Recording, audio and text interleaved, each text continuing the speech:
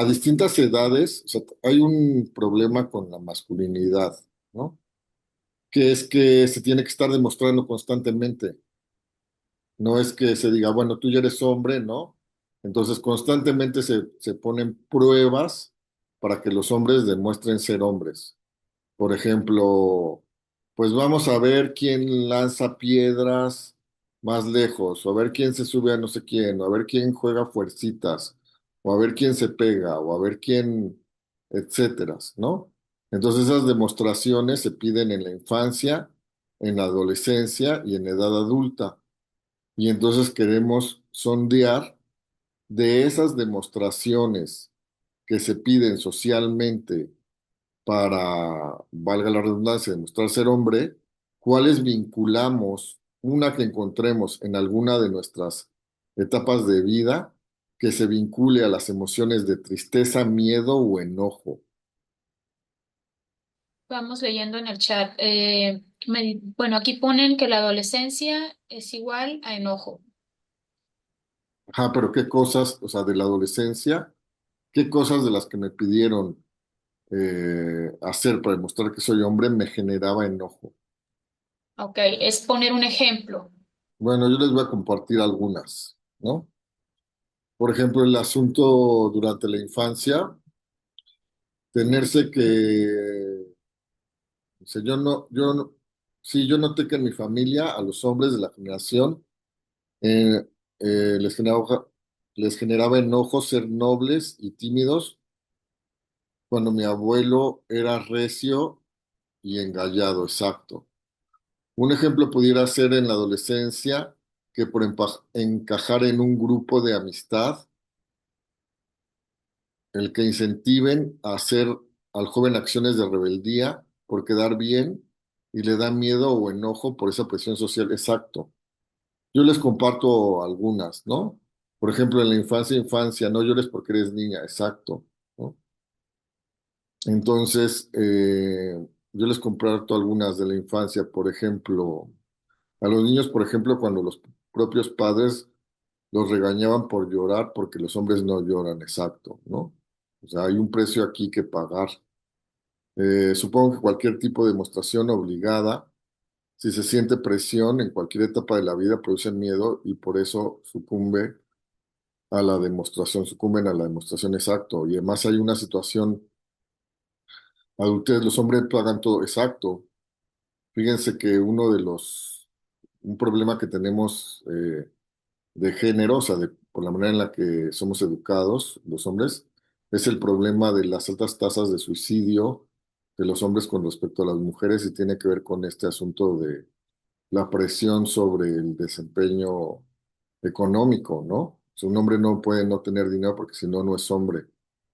Y bueno, en la infancia, yo les comparto algunas, en la infancia, pues tenerse que liar a golpes con desconocidos, nomás porque te retaban. O sea, no había forma en el patio de la escuela, por ejemplo, de que son cosas que se tienen muy silenciadas, que no se han problematizado, tenerse que liar a golpes con gente que ni conocías, que ni te debía nada, ni tú le debías a esas personas, porque además si no aceptabas el reto, pues quedabas como una persona a la cual otras personas podían agreder, ¿no? Quedabas como cobarde, como poco hombre, como una persona que no se iba a defender, ¿no? El asunto de fumar o consumir sustancias en la adolescencia, pues, aunque la persona no quisiera, porque si no, este, no era suficientemente hombre, el asunto del dinero, ¿no? Que son cosas que muchas veces llenan a la gente de tristeza, miedo y enojo, pero como no estamos acostumbrados a sondear nuestras emociones, porque también otra de las cosas que se educan que son propias de los hombres, es que las emociones son una cuestión de personas débiles, ¿no? Y, y bueno, pues es tanto como decir a la gente, mira, sácate un ojo y en la medida en que nada más tengas un ojo vas a ver mejor las cosas de la vida. Las emociones son un mecanismo evolutivo, son un mecanismo probiótico, o sea, a favor del sostenimiento de la existencia, del cual nos dotó la naturaleza, y la información que nos proveen las emociones es fundamental para una correcta toma de decisiones, para poder estar más cerca del bienestar, de la salud y de la sobrevivencia. Y entonces cuando se nos dice que poner atención a eso es una cuestión de personas débiles, pues se nos está, en vez de que sea una ayuda, en vez de que sea una mejora, en vez de que sea incluso un privilegio o sea, una situación de ventaja, pues en realidad se está poniendo a las personas en una situación de desventaja. Entonces quiero ver algunas de estas cosas en qué resulta, ¿no? La masculinidad versus los hombres, ¿no? En resultado de esto, los hombres en México vivimos en promedio entre 8 y 10 años menos que las mujeres por las siguientes causas. Primero, padecimientos cardiovasculares, producto de la somatización de emociones que no se expresan. Pues aunque a la gente le diga, no, contrólate, eso es de gente débil, eso para qué sirve, hay que pensar con la cabeza fría, pues esas emociones no desaparecen. Y entonces en todo caso, uno, se somatizan, la persona no las expresa y se enferma. Y les pongo un ejemplo, cuando nosotros vemos un niño o una niña correr en el patio de la primaria, en el patio de preescolar y caerse, ¿no? Rasparse y llorar por el dolor que le causa la herida o el golpe, y ver a los otros niños y a las otras niñas seguir corriendo, seguir jugando, pues más o menos el dolor y el llanto pues le duran a lo mucho unos minutos. Se reincorpora y sigue en lo suyo.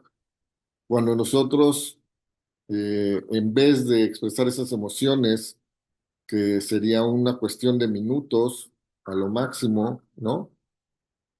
Atoramos esas emociones, se convierten se somatizan, se convierten en enfermedades o en pensamientos obsesivos que pueden estar atormentándonos hasta toda la vida.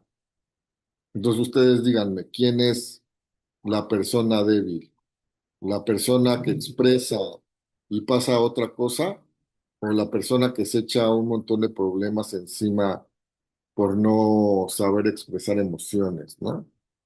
Eh, Involucramiento en conductas de riesgo innecesarias, como choques por una manera temeraria de conducir o por conducir este, estados de ebriedad, con cansancio, riñas, riñas con desconocidos, adicciones, o de plano estar involucrados en situaciones que tienen que ver con una violencia criminal, eh, padecimientos agravados que no son atendidos a tiempo.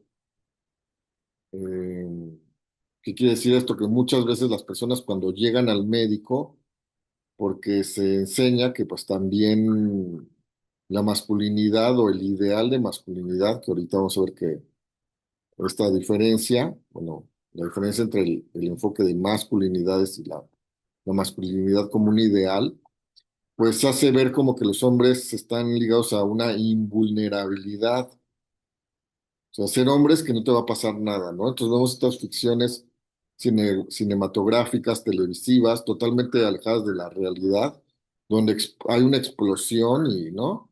Y sale el héroe ahí con una llama detrás y cae y se levanta y se quita el polvo, cosa que es totalmente, pues, ajena a lo que le pasaría a cualquier persona, ¿no?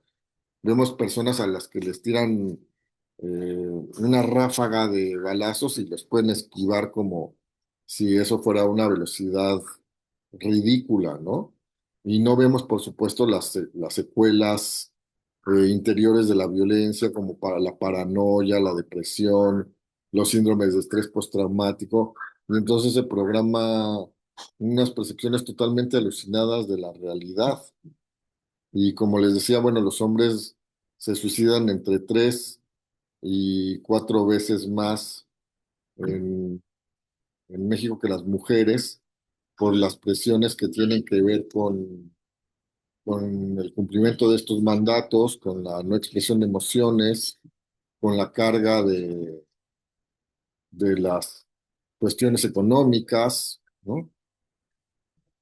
Entonces, aquí sería bueno reflexionar un poco sobre los orígenes de los comportamientos, ¿no? De los comportamientos que socialmente se asignan o se tienen como vinculados a hombres y a mujeres.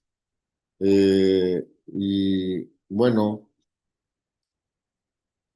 y entonces aquí es muy importante regresar un poquito a nuestros conceptos básicos y distinguir las dimensiones de sexo y género, ¿no? El sexo es una dimensión biológica del ser humano. Lo único que indica es que al nacer tiene unos genitales o tiene otros, tiene unos cromosomas o tiene otros. Con eso no viene ningún tipo de comportamiento allegado, ¿no? Incluso la participación de genética en los comportamientos es limitada, aunque tiene una influencia, esa influencia es limitada, no constituye una naturaleza en el sentido de algo inamovible, ¿no? En realidad el mayor peso en, en la construcción de los comportamientos tiene que ver con lo social, tiene que ver con la educación, tiene que ver con el género, que otorga papeles diferenciados a los individuos de una sociedad por ser hombres o ser mujeres. Son las expectativas que tiene una sociedad con respecto a la diferenciación sexual. Y entonces para esto, estas expectativas se expresan a través de roles de género. La palabra rol es una palabra que viene que nació en la terminología inglesa del teatro y significa literalmente papel teatral. Un rol es un papel que todos los días realizamos, pero como un papel teatral, así como lo realizamos todos los días, lo podemos modificar.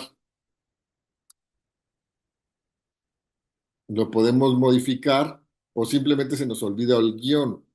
Estos roles de género son históricos, o sea, han ido cambiando en el tiempo, son políticos, es decir, implican una dimensión que tiene que ver con enseñarle a la gente cuál es su papel en un sistema, qué puede o qué no puede hacer, quién manda y quién obedece. Y como les digo, aparte de ser históricos y políticos, también son discutibles, porque aquí los estamos discutiendo, y son modificables, ¿no? Y se trata de una idea.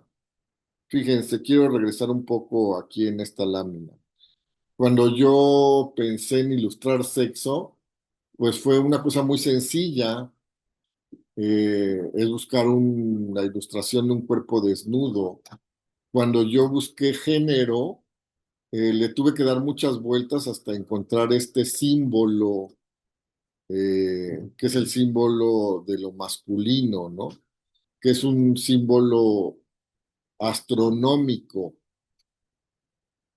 A la hora, pues las sociedades mediterráneas, a la hora de observar eh, a los planetas, veían que en el lado superior, desde ese punto de vista, desde ese ángulo geográfico, que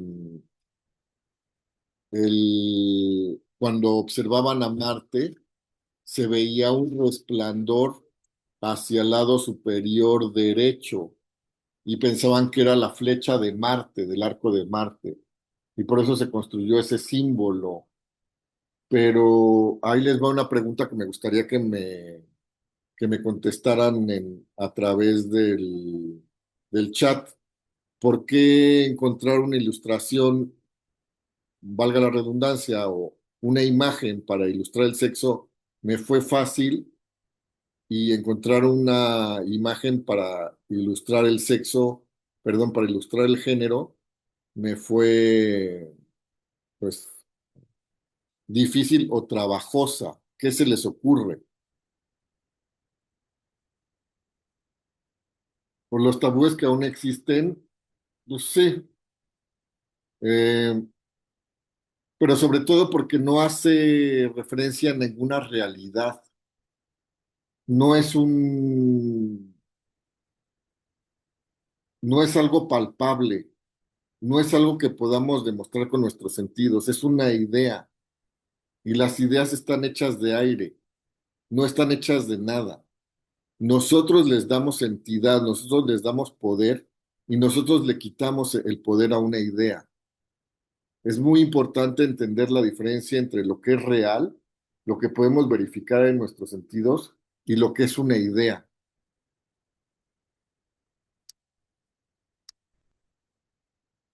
Y bueno, volviendo a esto, bueno, estos roles de género además pueden empeorar porque pueden ser rígidos y estereotipados, ¿no? Estereotipados es que todas las personas se tienen que comportar de una manera, ¿no? Hay roles más rígidos o menos rígidos, más estereotipados o menos estereotipados.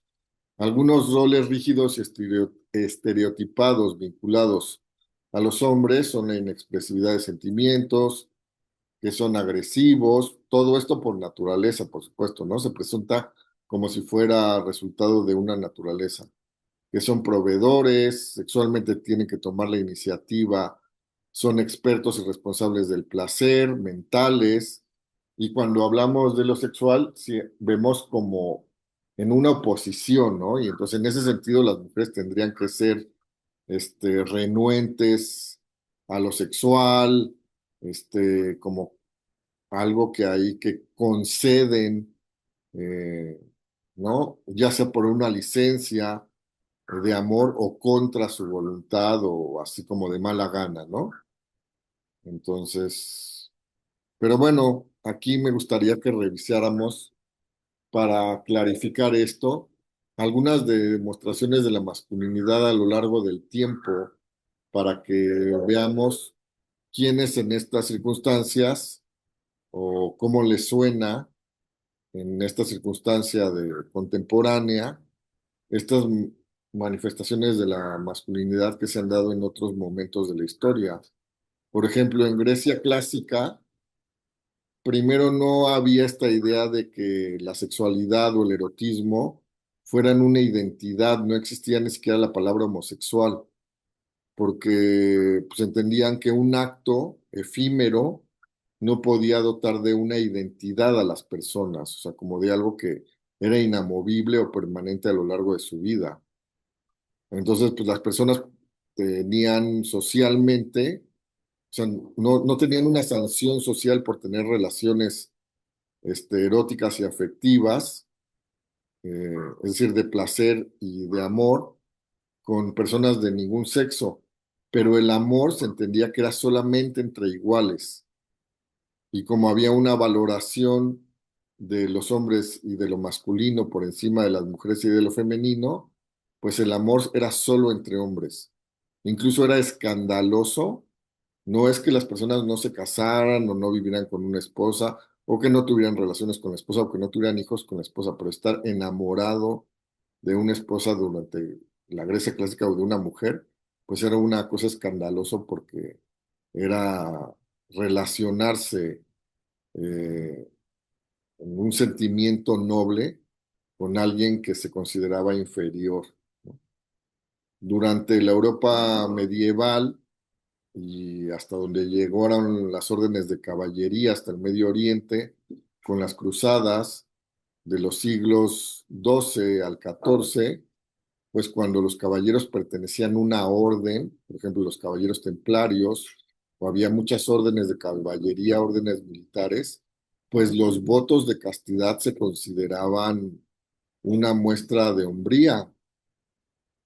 Incluso muchos teólogos y escritores en ese momento consideraban que era justamente el vencer los instintos lo que hacía a los verdaderos hombres. Y durante los siglos XVII y XVIII, no solamente en Europa, sino en todos los territorios que tenían influencia, incluyendo los territorios que eran colonias en ese momento y incluso parte de la vida independiente pero sobre todo durante la época colonial de los países de América, pues el hecho de usar pelucas, maquillarse, polvearse la cara con polvo de arroz, porque era lo que hacían, ponerse lunares, tacones altos para elevar, porque los tacones son un invento que se hizo para los hombres, para verse más altos, ¿no? Usar orlanes era una demostración de masculinidad. Entonces me gustaría si nos pueden compartir en el chat algunas de sus opiniones o impresiones sobre este tema, sobre esto que les comento. Sí, también nos comparten aquí, pero también ese tema es un asunto muy confuso porque yo en particular, con una mujer ya casada con 20 años de matrimonio, fui educada a que el hombre es proveedor y macho y aventado. Y él, mi esposo, no es así. Y así yo fui educada para que mi pareja fuera proveedor y defensor total. Pero me pone en desventaja frente a todas las mujeres de mi familia porque mi esposo fue educado watch and wear. A él no le interesa reunir los parámetros de mi familia, de totalmente proveedor, y eso a mí como hija de una familia tradicional me sigue dando vergüenza. También a las mujeres nos pone en un dilema, la tradición es confusa. Sí, es confuso porque en realidad, o sea, en un sistema, voy a poner este parámetro a ver cómo les suena.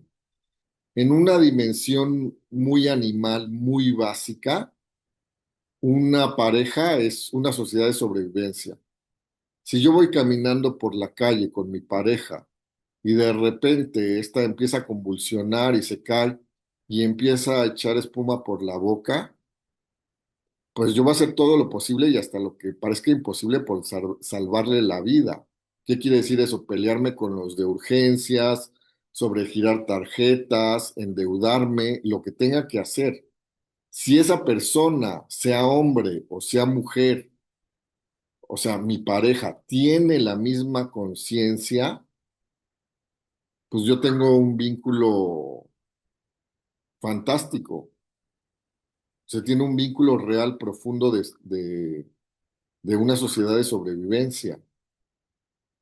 Entonces, pues el asunto de lo que las demás personas piensan, crean, tengan como deber ser, pues no es algo que me aleje o que me acerque a la sobrevivencia. Es nada más lo que esas personas creen que debiera ser. El concepto de evolución quiere decir adaptación al cambio para la sobrevivencia. Entonces, esto de lo que yo les hablo es de cómo funciona la naturaleza, cómo funcionan las lógicas de la vida, la biología. Y luego están aparte, pues los mandatos sociales, que no necesariamente están alineados con esto que les estoy diciendo. Y muchas veces estos mandatos sociales no solamente no sirven para tener conductas adaptativas, sino estos mandatos sociales nos alejan de las lógicas de la vida. Entonces yo creo que más que el asunto que cumpla con una cosa y con la otra, yo creo que lo que más nos convendría son personas con las que se puede hablar desde una dimensión adulta de cómo le vamos a hacer para poder apoyarnos unos a otros, para acercarnos a la sobrevivencia, al bienestar y a la salud. Pero bueno, ahí les dejo estas imágenes para que nos ayudan a repensar algunas de las cosas con las que hemos sido educados, ¿no? Algunos problemas de la idea única de masculinidad, porque la masculinidad implica de esto que nos comentaba la compañera, que hay una sola forma de ser hombre, ¿no? Pero pues en realidad hay muchas formas de ser hombre, como muchas formas de ser mujer, y de estos mandatos que nos dicen, esto es lo que tú debes de hacer como hombre, o como mujer, pues no es que nosotros como esponjas nomás los absorbamos de manera crítica y seamos como robots uniformados por el hecho de ser hombres o por el hecho de ser mujeres.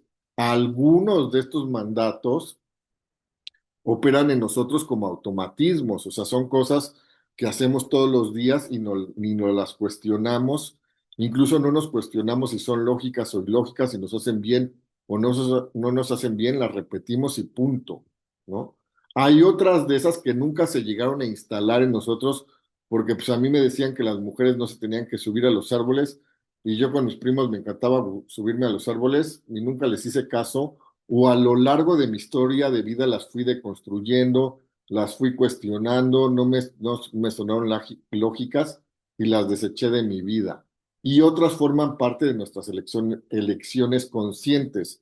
Por ejemplo, a mí me gustan los pantalones porque son cómodos, me dijeron que de eso se trataba ser hombre, perfecto, lo adopto, ¿no? Me sirve y entonces ahí se presentan un montón de variables sobre lo que entendemos de lo que deberíamos de ser hombres y mujeres, y lo que realmente aparece en la realidad es la diversidad de personas que somos, ¿no? La masculinidad hegemónica, que es la idea de masculinidad única, se trata de un ideal único y estereotipado de los hombres que se intenta alcanzar cotidianamente desde donde se ejerce el poder. Y aquí habría que diferenciar entre el poder para, o sea, las acciones que yo hago para modificar una circunstancia, ¿no? Eh, y el poder contra, que es el poder que se ejerce para someter a otra persona. Y aquí no se habla del poder como las habilidades, la gestión, la organización de los seres humanos para modificar o crear circunstancias favorables al bien común, a la sobrevivencia, sino se habla del poder contra, ¿no? Contra otras personas, el poder para someter a otras personas a mi voluntad. Constantemente, además de que el no cumplir con este ideal implica ser castigado o que el medio ambiente entienda que tiene una licencia para castigar, señalar, hacer burlas, excluir, estigmatizar o de plano incluso generar una muerte social contra alguien, o sea, nadie le hable porque es mariquita, nadie no se junten con él este, en, en la oficina, no le hablen se quedó sin trabajo y no produce dinero, lo excluimos y se deprimió por eso, no está respondiendo como hombre, hay que hacerlo de un lado de la familia, etcétera. Y estos castigos y esta idea de que se debe de corregir, que se debe de sancionar, que se debe de disciplinar a las personas por no, y en este caso a los hombres, por no cumplir ese ideal, es tanto como por otros hombres como por mujeres. Y bueno, y esto está profundamente ligado a un paradigma que conduce o que rige la vida social, que es el del autoritarismo, ¿no? Que es que las personas, el asunto número uno a entender de la vida es quién manda y quién obedece. Tú entiende eso y todo te va a ir bien en la vida, como si no tuviéramos otra cosa que hacer que estar luchando unos contra otros, ¿no? O sea, como si el impulso único y que de realización entre los seres humanos sería la competencia indiscriminada. Y entonces las construcciones de género se articulan a partir de un paradigma en donde las cosas y personas del mundo se pueden y deben acomodar en categorías binarias y fijas que representan ventaja y desventaja, en donde lo que se asocia a desventaja naturalmente está o debe de estar en el imaginario social, subordinadas a aquellas que simbolizan ventaja, por ejemplo, blanco versus negro, rico en oposición a pobre, hombre en oposición a mujer, adulto en oposición a niño o a niña, el que manda en oposición al que obedece, el civilizado, la civilizada en oposición al salvaje, a la salvaje, el citadino, la citadina en oposición a la persona del campo, y por supuesto esto hace pensar, ¿no? O lleva a que la gente introyecte o por sea educada, aunque no haya sido educada del todo así en su casa, a, a seguir hilos, a seguir puntos, a unir puntos y a ver las implicaciones de esto. Y entonces la masculinidad se presenta como una oposición a, es una situación de poder o de privilegio. La palabra privilegio significa ley privada, es decir, que yo no estoy sujeto a las leyes o a las normas, sino que puedo hacer el mango o tengo un poco de poder, pues que yo puedo hacer lo que quiera, ¿no? En oposición a las mujeres y a lo masculino. Y bueno, aquí hay algún problema con esta idea del poder, ¿no? O sea, esta idea del poder ya implica también otros equívocos y otros malos entendidos. Por ejemplo, Max Weber, que es un pensador que sea así significado o que algunas personas lo han presentado como el padre de la sociología o uno de los padres de la sociología, es decir, del estudio de por qué las sociedades toman o adoptan tales o cuales sistemas de valores eh, a través de los que organizan la vida pública y privada de las personas, dice que el poder es la capacidad de sujetar a los otros a mi propia voluntad, o que el poder es la capacidad de prever el comportamiento de otras personas con la mayor exactitud posible. Y a mí aquí se me abre una pregunta como, ¿para qué quisiera yo prever con la mayor antelación posible, pues las respuestas de otra persona, las conductas de otra persona, si no es para manipularla? Y entonces, unos años después, apareció en la misma sociedad alemana, porque Max Weber era un alemán, como unos 40, 50 años después, apareció una pensadora, una de las pensadoras políticas más importantes del siglo XX, Hannah Arendt, eh, y dice, no, pues el poder no tiene nada que ver con eso. Ahí de lo que se está hablando es de la violencia. O sea, esa idea de poder es en realidad violencia. El poder es antitético a la violencia. El poder son la capacidad que yo tengo de resolver las circunstancias de mi vida y modificar esas circunstancias para poder sobrevivir de una mejor manera, para poder acceder al bienestar, para poder acceder a la salud. No tiene nada que ver con manipular gente ni con imponerles gente. Dice, el poder es antitético a la violencia y la violencia es la clara expresión de la impotencia. Entonces les voy a poner un ejemplo de la vida real. En algún momento me cortaron el internet, pagué, tenía trabajo que entregar, me urgía el internet y entonces fui a la oficina de la compañía telefónica que proveía el internet y, y le digo a la persona que me atendía, oiga, mira, es que ya pagué hace unos días y no me conecta en internet, vengo aquí, por favor, para que me ayuden. No, no, no, no se puede hacer nada, ahí están los teléfonos. Ahí hable y quien le conteste. Y por supuesto un laberinto burocrático, pique a tal, si tal, 10 minutos, 15 minutos ahí, la persona, no, pues no se puede hacer nada, a la, vaya a la sucursal, ¿no? Oiga, que ya me dijeron ahí, no, no, vuelva a hablar. Digo, pues no quiere acompañarme o alguien que me acompañe de aquí para que vea lo que me están diciendo. No, no, es que no se puede hacer nada. No, pues a ver, llame a su jefe. No, no, no, es que aquí no tenemos jefes. Bueno, después de insistir y elevar mi tono de voz y ponerme más pesado, por fin llaman al jefe. Más yo había visto ahí, tenían las cuadrillas de los coches, de las camionetas, de los técnicos abajo estacionados.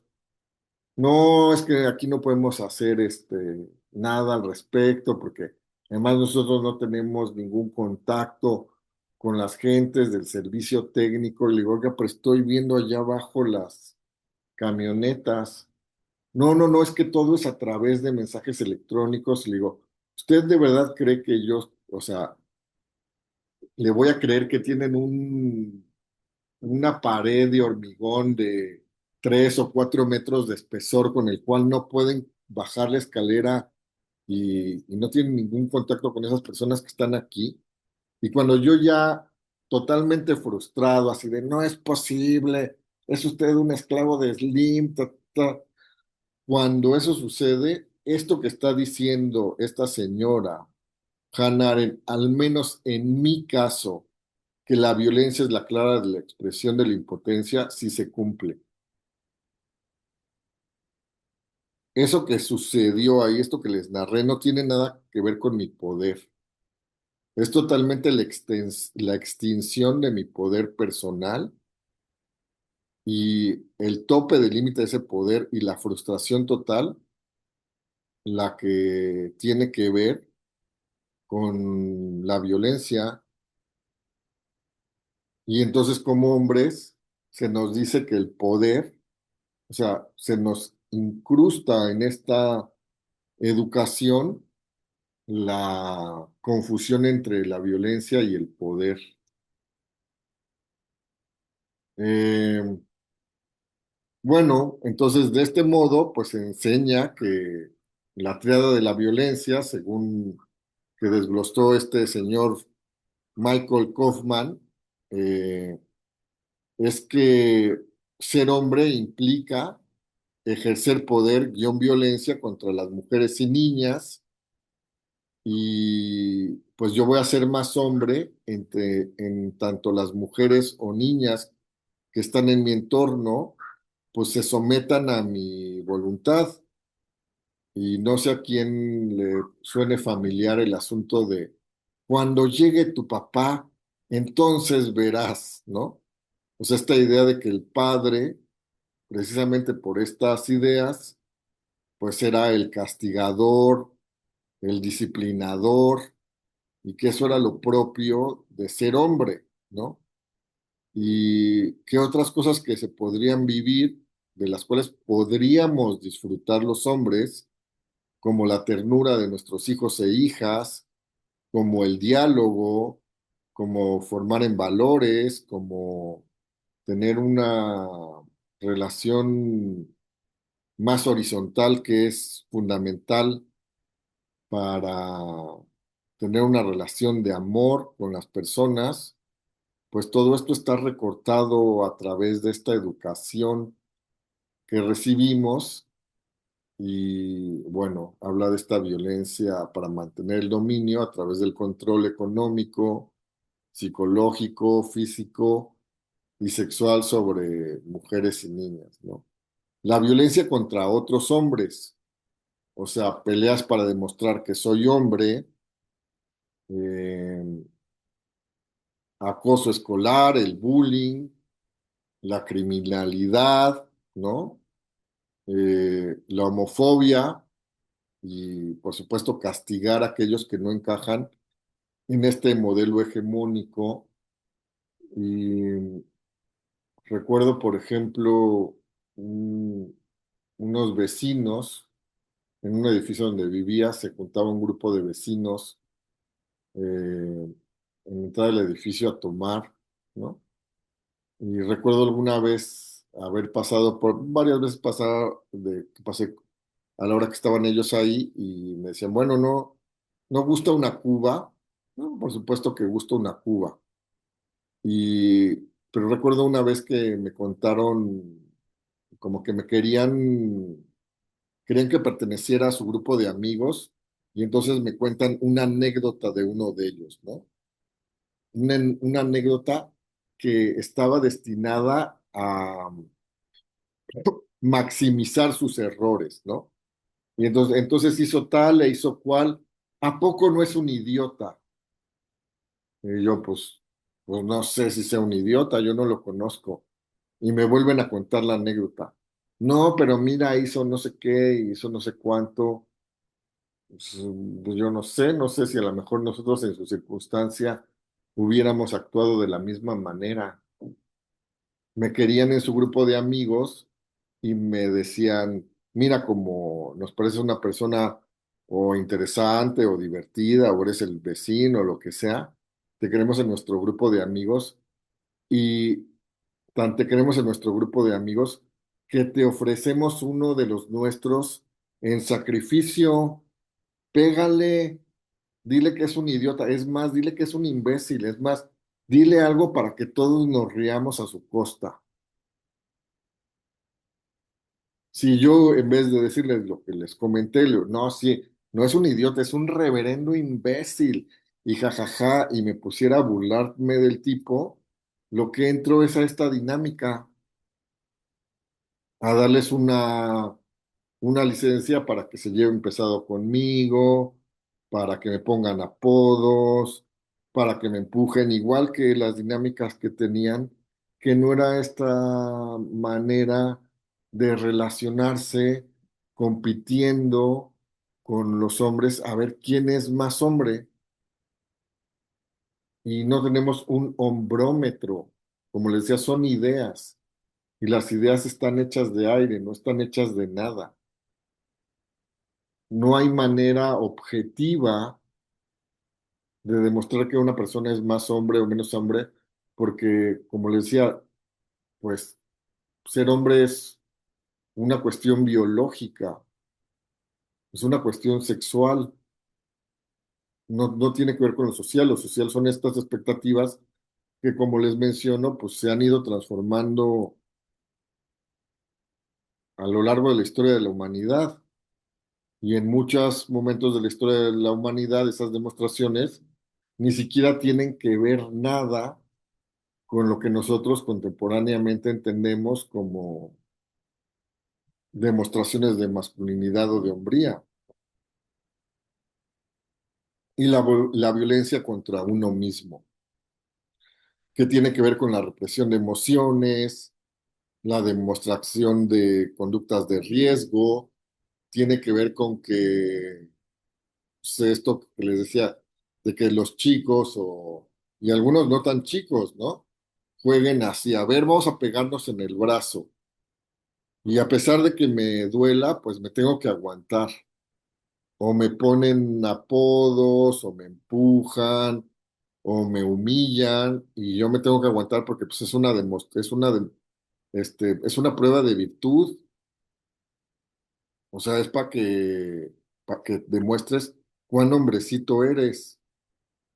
Y entonces aprendemos a aguantar maltratos, a aguantar dolor, a despreocuparnos de nosotros, a descuidarnos, a dejar de un lado el cuidado de uno, porque pues no, eso es de mujeres, eso es de afeminados, eso.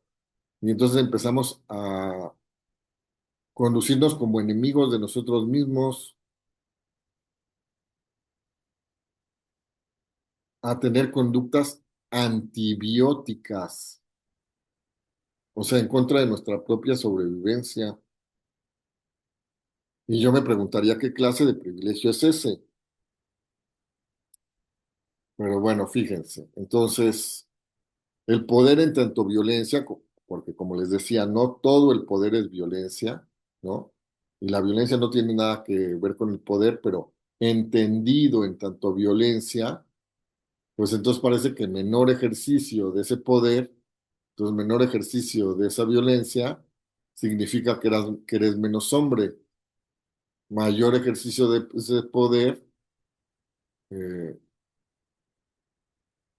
mayor ejercicio de la violencia, entonces eres más hombre. Pues, ¿qué clase de sociedades estamos programando?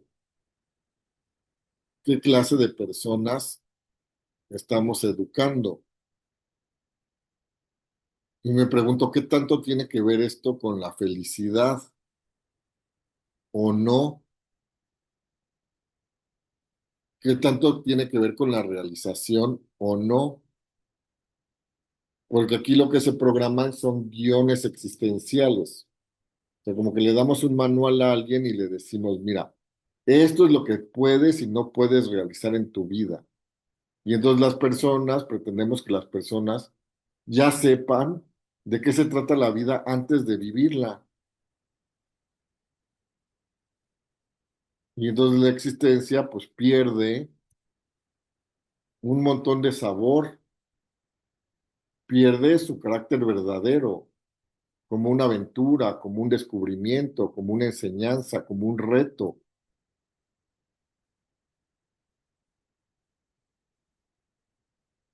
Pierde los sentidos propios, los que nosotros venimos a conferirle, los que venimos nosotros a descubrir, los que no se pueden saber de las cosas antes de haberlas vivido.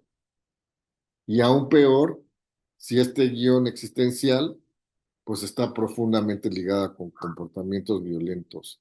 Y ojo, esto no tiene nada que ver con lo bueno ni con lo malo. Los hombres no son personas ni buenas ni malas, ni estos comportamientos. El niño no es ni bueno ni malo, lo único que quiere es sobrevivir.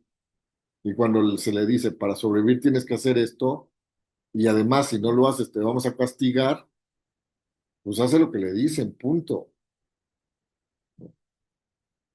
Y en algún momento, teniendo en terapia a un adolescente, me decía, no, pues es que ya me cambié de banca y ahora estoy con los que pues se dan golpes en el brazo y se lo devuelven y, ¿no?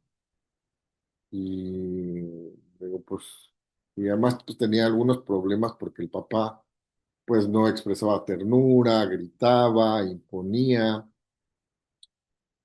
y pues yo lo oía y le digo, bueno, pues, no sé, yo creo que encuentro que esa es una cosa un poco complicada, porque le digo que a poco no hay un momento en donde alguien se calienta de ese juego y me dice no, y me dice, bueno, sí, bueno, pero de todos modos es divertido. Y le digo, bueno, pues es que a mí me parece que aquí hay una cosa como muy contradictoria e ilógica, porque el chiste es, bueno, te lo devuelvo, o sea, tú me pegas y yo te lo devuelvo, pero espero que no te pases de la raya, porque espero que me des un golpe a la medida del que yo te di, pero a la vez el juego trata de a ver quién le pega más fuerte al otro.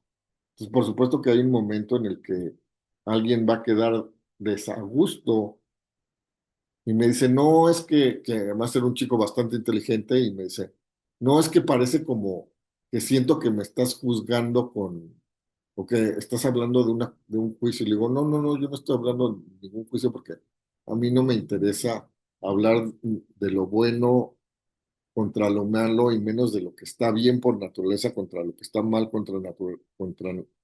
por naturaleza, porque me parecen impedimentos para poder pensar con claridad, ¿no? Pero sí me llama la atención de lo que dices porque contrasta con mi propia experiencia como adolescente.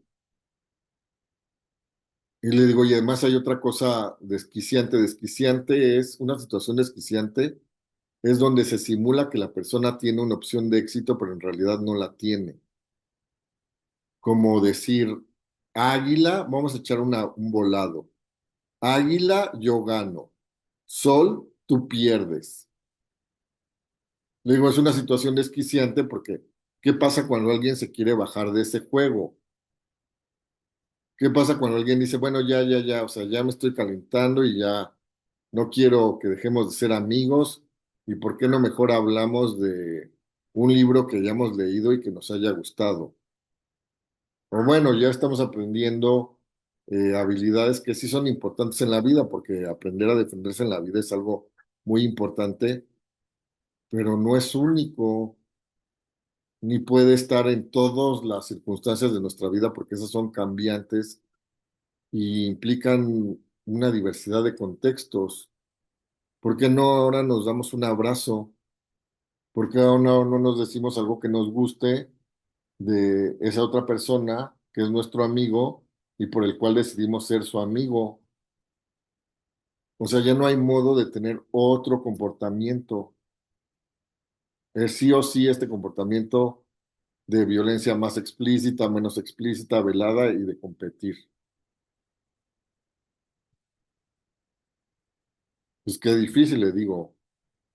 No sé si les parezca tan divertido y luego le digo, y luego cuando crecemos los hombres, pues resulta que ya no desarrollamos otras habilidades.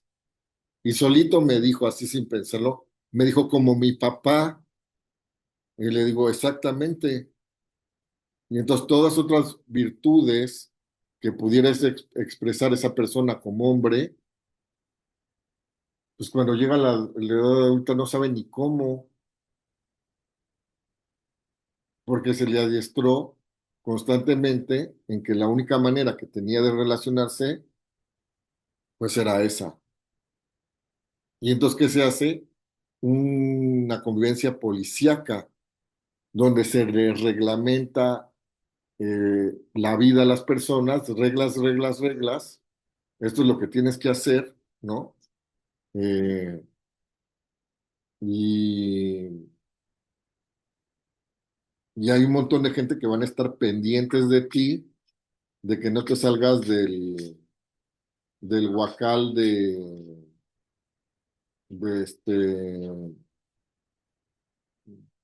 de que no te salgas el huacal de lo que debes de hacer, y porque te viene un castigo.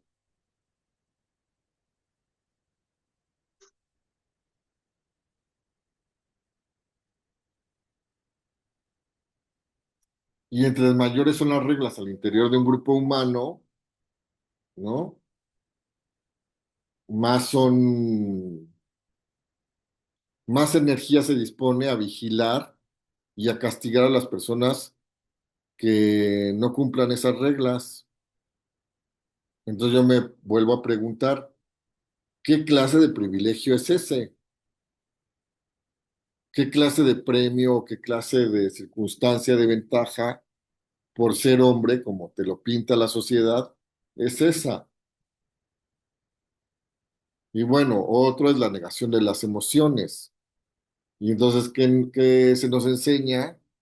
Pues que pues no se nos enseña a gestionar las emociones, es decir, a conocer cuál es la diversidad de emociones que como humanos podemos expresar, comprender por qué tengo estas emociones y a gestionar esas emociones, si no se trata de una depuración, de una educastración, ¿no? O sea, vamos a recortar todo lo que no le sirva a la persona para asumir un rol de mando, que es el enojo. Entonces, estás triste, enójate. Tienes miedo, enójate. Estás de buenas, enójate. Es tu cumpleaños, enójate.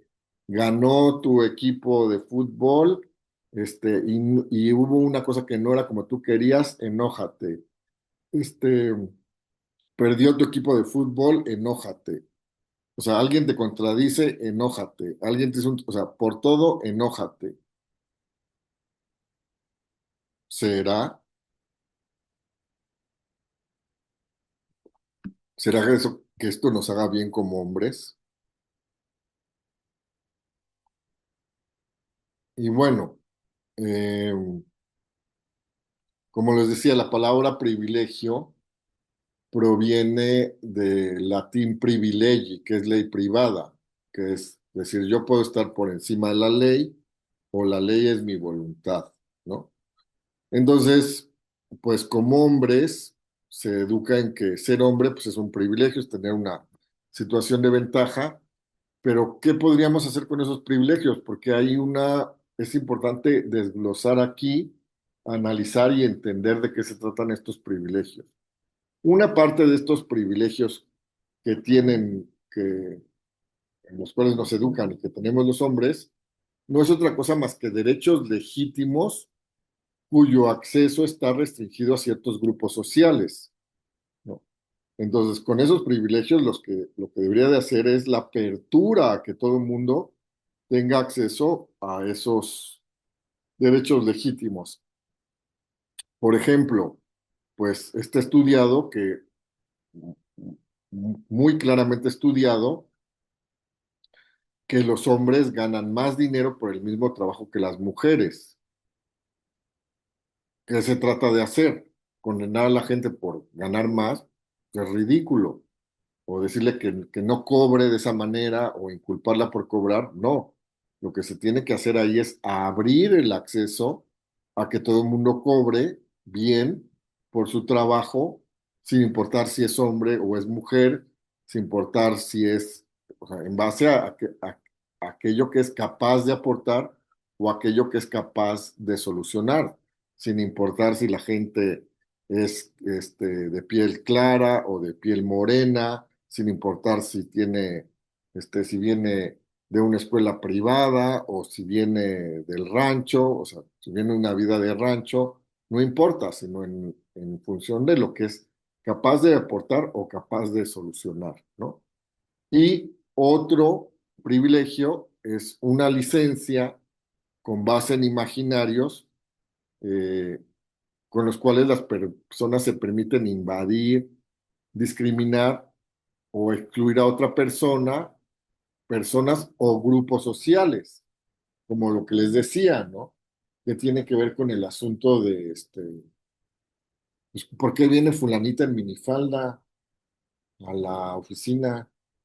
Y además, porque ya son como 3, 4 veces que pasa por enfrente de mi oficina. O sea, seguro quiere algo conmigo, ¿no?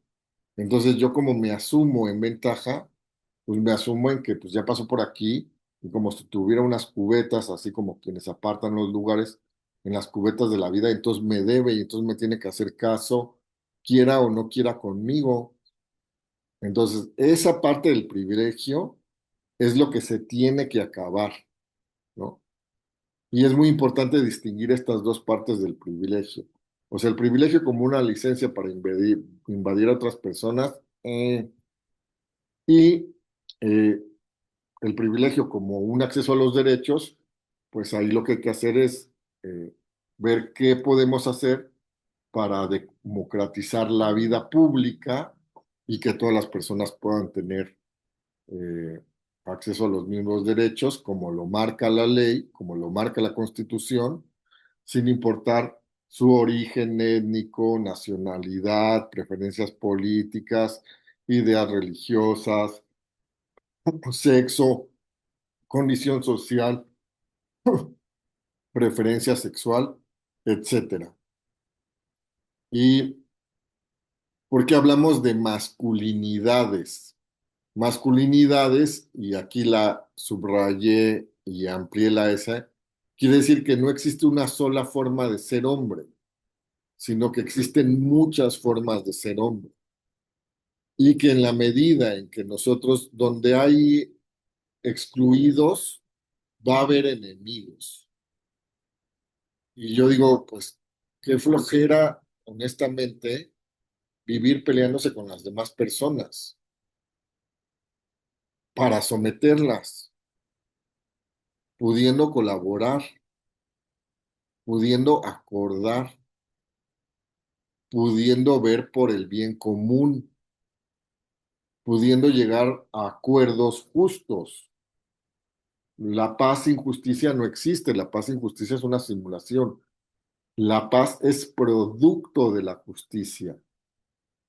Entonces queremos llevar la fiesta en paz si es que eso nos interesa, si es que haciendo un análisis de este tipo de situaciones, sobre todo haciendo caso de nuestras emociones más que de nuestros pensamientos, más de ver cómo argumento, justifico, haciendo un análisis de cómo nos sentimos con estas situaciones, sobre todo estas que les planteé, que son las que no nos gustan, las por las cuales los hombres también tenemos que pagar un precio y no cualquier precio, un precio alto por mantener este estado de las cosas.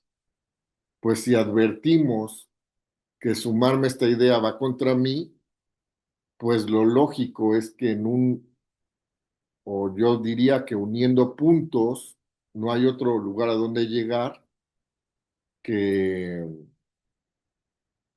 pues en la medida que todas las personas accedan a sus derechos, que yo también me libero de todas estas situaciones que se me imponen y que tengo que cumplir, incluir viviendo, peleándome con las demás personas. Es la manera de yo poder estar en paz y poder tener acceso a mis derechos, pues es la proequidad, estar a favor de un trato justo con las demás personas, fundamentalmente con las mujeres, porque en este orden de las cosas, si bien evidentemente hay una diversidad de cosas y muchas veces cuando se tratan estos temas, muchos compañeros varones comentan, pues sí, es que también hay mujeres violentas. Pues sí, efectivamente, también hay mujeres violentas y no falta más que ver mujeres que son violentas con otras mujeres, ¿no? Para darnos cuenta que la violencia, el abuso de poder eh,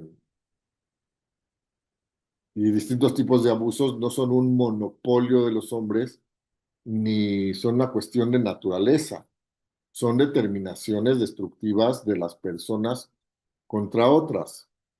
Y si bien esto claramente existe, pues las cuestiones estructurales, es decir, cómo es organizada la sociedad en su estructura, pues hacen que en este momento pague la peor parte de este modo de organización social y humana, pues sean las mujeres.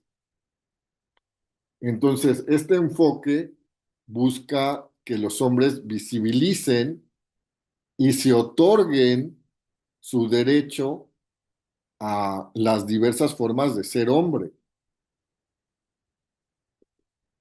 recuperen derechos que se pierden cuando se vive de acuerdo a guiones vitales ligados a una sola forma de ser hombre y construyan su ser hombre en concordancia con los derechos humanos, con sus derechos humanos, ¿no? Y el principio de equidad entre los géneros. Equidad es la vía para la igualdad, o sea, la equidad es darle a la persona un trato justo para que entonces se pueda alcanzar la igualdad entre las personas. Y esto tiene que ver con sumarse y reflexionar sobre una cultura de los derechos humanos. Y si bien hay distintos elementos que han expuesto distintos teóricos, estudiosos y estudiosas sobre los derechos humanos, sobre qué es exactamente lo fundamental de los derechos humanos, y algunos dicen, bueno, es la capacidad que tienen los individuos de defenderse de los abusos del Estado. Creo que muchos coinciden y para mí ese sería el fundamento de los derechos humanos, es el principio de igualdad, el principio de que todas las personas, sin importar sus diferencias y salvando sus diferencias, o sea, sin pretender que no existan o que haya que difuminar esas diferencias, todas las personas somos iguales en derechos y en dignidad. Todas las personas valemos lo mismo. Mientras tenemos esta idea de una idea única de masculinidad en donde los hombres valen más, los hombres y lo masculino valen más que las mujeres y lo femenino, no hay posibilidad alguna de construir una cultura de los derechos humanos. Y como les decía, los hombres nos obstaculizamos nuestro propio acceso a nuestros derechos. Eh, ¿Qué necesitaríamos para modificar patrones? Y bueno, antes de modificar patrones, aquí me gustaría reflexionar sobre una situación sobre un cuento, que es el cuento del traje nuevo del emperador. No sé si algunos de ustedes conocen ese cuento. En este cuento lo que sucede es que van dos vivales y se acercan con un emperador y le dicen que son los sastres más prestigiados de muchos reinos porque son capaces de hacer trajes magníficos que tienen la cualidad de que solamente pueden ser vistos por los inteligentes. Y entonces el emperador dice, bueno, pues, ¿cómo les voy a decir que a estos? Dice, por supuesto, yo al ser la persona más inteligente de mi reino, pues quiero un traje y entonces le empiezan a hacer una simulación empiezan a simular que cosen y dicen, ¿cómo ve estas borlas de oro que le estamos cosiendo aquí en sus mangas, su majestad? Y el otro que dice, bueno, pues es que o soy inteligente y pues veo lo que estos están diciendo, o pues si digo que no veo nada es porque en realidad no soy inteligente y yo no me puedo permitir eso. Dice, no, pues se ven maravillosas. ¿Y cómo ve este terciopelo que le estamos colgando aquí y estas medallas y todo lo que le van poniendo el otro? No, sí, maravilloso. ¿No? Entonces llega el momento de mostrar su traje maravilloso frente al pueblo y entonces el tipo sale desnudo y todo el mundo así se queda viendo de, bueno, ¿qué le pasa a este? Pero por miedo al emperador, por miedo a la autoridad, pues nadie se atreve a decirle nada. Y entonces de repente sale una niña que ve la vida con los ojos de la inocencia, e inocencia no es ingenuidad, no es tontería, no es castidad, es ausencia de prejuicios. Es decir, no sé de qué se tratan las cosas antes de haberlas vivido. Todas las personas hemos visto, porque todas las personas hemos sido niños o niñas en algún momento de nuestra vida, hemos visto la vida con inocencia. Y una cosa que nos haría muy bien a los adultos es recuperar esa inocencia, es volver a ver la vida por nosotros mismos, con nuestros propios criterios, con nuestros propios sentidos, liberada de prejuicios. Entonces sale la niña en medio de la multitud y lo ve y se empieza a reír de él. Y se ríe, ja, ja, ja, ja, miren, está desnudo. Pues yo creo que la masculinidad hegemónica para los hombres no funciona sino como el traje nuevo del emperador. No se trata sino de un engaño de lo que deben de hacer o lo que deben de entender o cómo se deben de conducir aquellos que son superiores.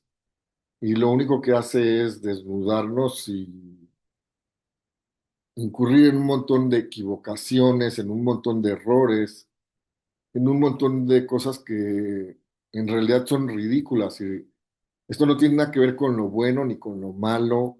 Ridículo quiere decir lo que da risa por extraviado, por exagerado, por descontextualizado, por desproporcionado. Entonces yo creo que en esta reflexión nos convendría, pues, si es que algo de esto nos ha tocado, pues ver cómo le podemos hacer para modificar estos patrones de conducta, ¿no? Y, y no solamente a los hombres, también a las mujeres, ¿no? Como sociedad, ¿qué tendríamos que hacer, ¿no? Y yo creo que lo primero es problematizar los castigos que reciben los hombres por no conducirse en función de las expectativas en torno a los roles tradicionales. O sea, ¿qué gana mi hijo si no llora?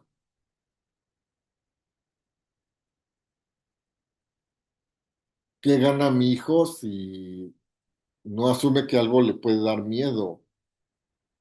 El miedo es un mecanismo probiótico. El miedo impide que hagamos tonterías como cruzarnos la calle corriendo sin fijarnos de un lado a otro, o que saltemos y estamos en una construcción, estamos supervisando que estamos construyendo un piso encima de nuestra casa y pasa la chica que nos gusta o pasa nuestro grupo de mejores amigos y entonces la gente está ahí, ay, bueno, pues es que no me oyó, le grité y no me oyó y quiero ver a esta persona o este grupo de personas y me asomo y digo, bueno, pues nomás, a lo mejor no son más que 4 metros, 3 metros y bueno, ahí está la arena, el montículo de arena con el que juntaron ahí los trabajadores por esa construcción. No, no creo que me pase nada, me voy a aventar.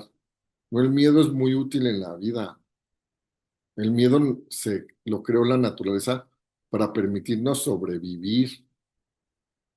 ¿Qué gana mi hijo de decirle pues que no, que sistemáticamente y sin entender asegúnes, sin entender circunstancias, que no puede tener miedo?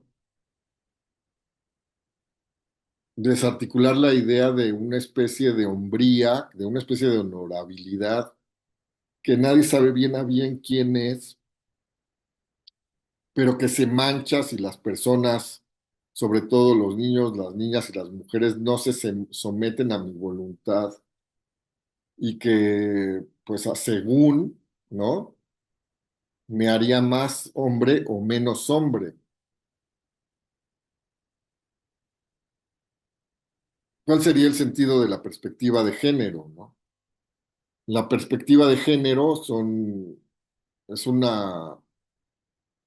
conjunto de herramientas de análisis que favorecen una lectura crítica que nos permite entender que hombres y mujeres no partimos del un piso parejo de los mismos lugares para la satisfacción de nuestras necesidades y el ejercicio de nuestros derechos, pero que también nos permite ver y analizar si esos modos en los que fuimos educados son lógicos y ilógicos, si nos benefician o nos dañan, si nos suman o nos restan, ¿no?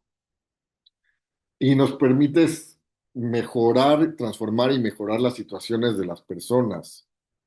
Se trata de crear nuevas construcciones de sentido, tanto para los hombres como las mujeres, ¿no? Y para poder vivir a través de vínculos que no sean jerarquizados hacia ninguno de los sexos y hacia ninguno de los géneros. La igualdad sustantiva, que además es un mandato constitucional, ¿no? Pero que aquí está expresado en la ley, lo que dice la Ley General para la Igualdad entre Mujeres y Hombres, es el acceso al mismo trato y oportunidades para el reconocimiento, goce o ejercicio de los derechos humanos y libertades fundamentales. Y la CEDAW, que es la convención que algunas personas han mencionado como eh, la Constitución de los Derechos de las Mujeres, dice, para alcanzarla es necesario que las leyes y políticas garanticen que las mujeres tengan las mismas oportunidades que los hombres en todas las esferas de la vida, lo que implica que el Estado tiene la obligación de garantizar las condiciones para ello y de remover todos los obstáculos para la igualdad, para que la igualdad se alcance en los hechos, incluyendo estos imaginarios con los que vivimos y los que hemos mencionado, ¿no?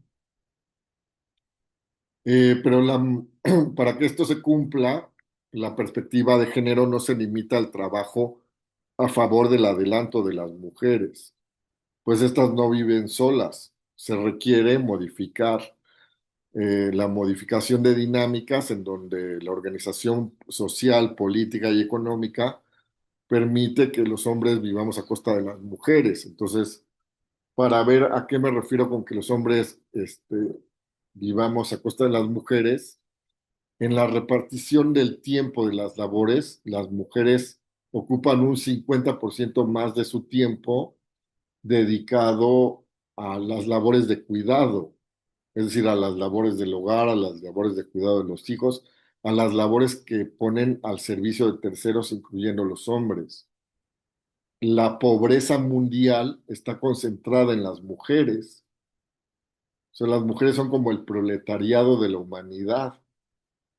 Entonces, cuando hay un reparto desigual a los recursos, al bienestar, a la educación, pues ya se ha emparejado bastante, pero a los tiempos de ocio, al acceso al dinero. pues hay unos que están viviendo a costa de otros, ¿no? Y ya no digamos de cosas que, en mi opinión, son insostenibles y terribles, como los feminicidios, que es que cuando hay evidencias de, de quién comete estos feminicidios, pues en la mayoría de los casos son parejas o exparejas. Y pues esto no puede ser, porque como les decía, si yo me junto con alguien para sobrevivir mejor y una de esas personas muere a costa de la otra, pues eso habla de algo muy enfermo, ¿no? Y bueno, voy a acelerar un poco finalizar esta plática para que demos un espacio a las preguntas y las respuestas. Y bueno, que nos convendría desarrollar nuestra empatía, que tiene que ver con poder experimentar lo que vive una persona que está en desventaja, las emociones que vive una persona que está en desventaja, como las mujeres. Y bueno, esto ahorita, una propuesta actitudinal sería, o sea, ¿cómo transformo en esto en actitudes en relacionarme con personas y no con papeles teatrales? Construir mi ser hombre a la medida de mis gustos y necesidades y no de las expectativas de terceras personas. Responsabilizarme por lo que decido y no vivir ni promover la superioridad de lo masculino sobre lo femenino, incluyendo la homofobia. Establecer relaciones equitativas con las mujeres. Asumir y valorar mis sentimientos y construir mis relaciones humanas en función del equilibrio, la colaboración y el bien común. Y hasta aquí les digo gracias por escucharme.